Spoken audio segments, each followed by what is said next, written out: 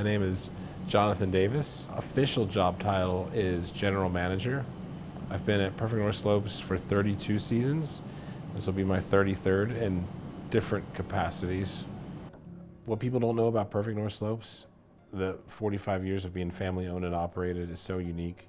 Not a lot of family businesses make it 10 or 20 years, let alone 45. So a lot of people don't realize that Perfect North Slopes, albeit small, is mighty in the industry and carries great influence throughout the nation. A component of it's the vision. The other component is the great team. Like this, there are 1,300 seasonal staff and 280 volunteer ski patrol that make this thing happen. And without any one of them, it would be a lesser entity for it. People don't realize what it takes to actually get wheels under the machine.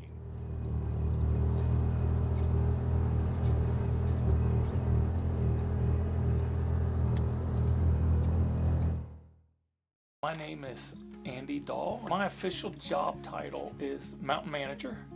I've been at Perfect's full-time since 2010, seasonally since 2008. My work day, it varies from time of year to time of year. During ski season, typically it's I'm on the 6 a.m. to 6 p.m. crew.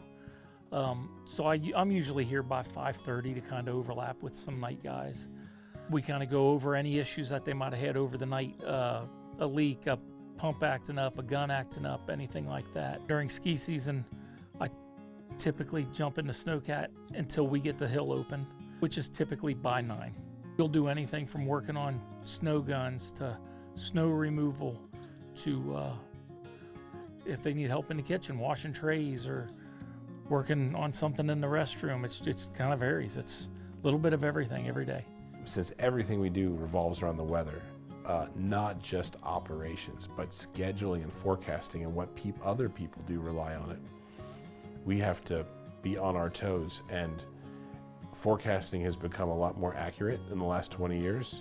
I think in the last 12 to 18 months, especially with the advent of AI. But I think a couple things to our advantage is, one, we have some local technology installed so we can keep track of what is happening in our valley and on our mountaintop, because it's different.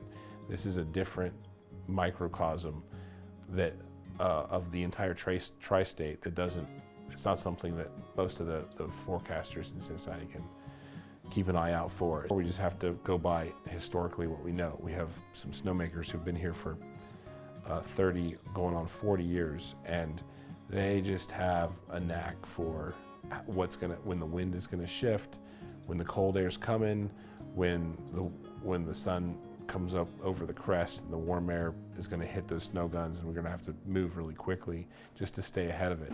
We do have 3 or 4 weather stations on property. There's one on this building that kind of tells us stuff.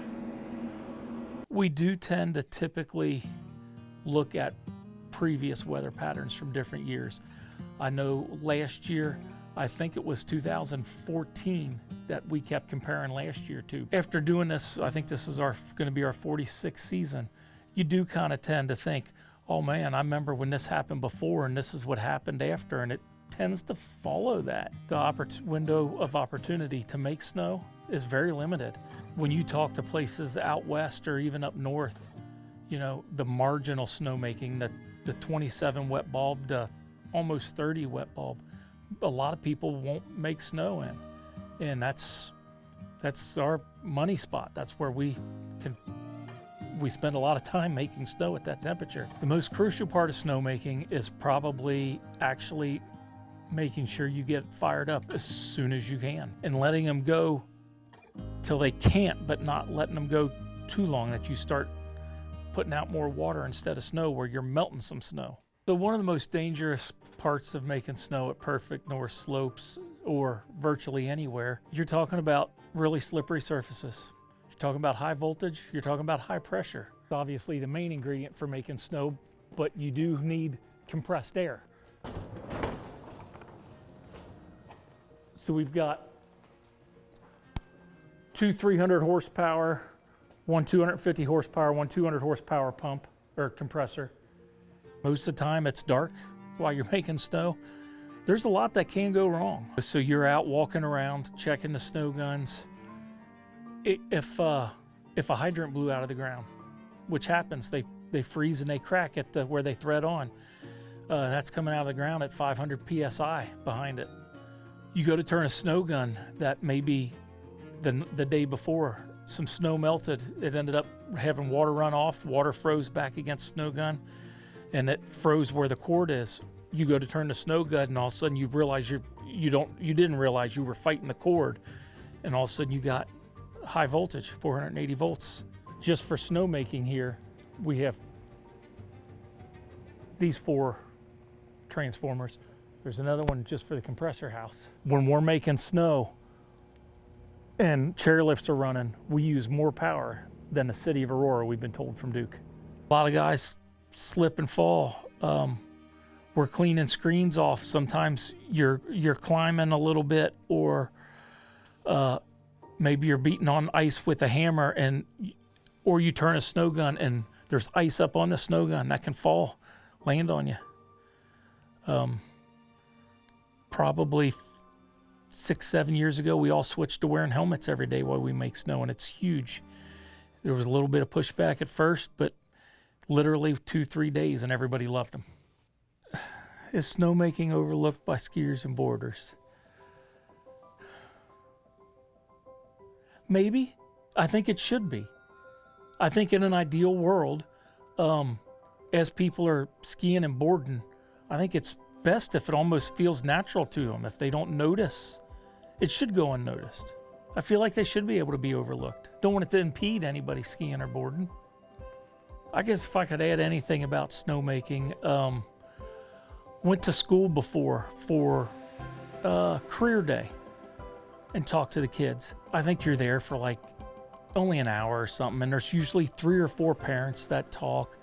Most of them struggle to come up with 5 minutes worth of stuff to talk about. I think every time I've gone, I spent almost the whole time just me talking, and everybody has more questions, and they say, come back next year. There's a lot behind it. There's a lot of science behind it, with, like I was telling you about the snow inducer, about pressures, volumes of water in different size pipes, and pressure and stuff that you're mixing, and what makes snow and how does it all work.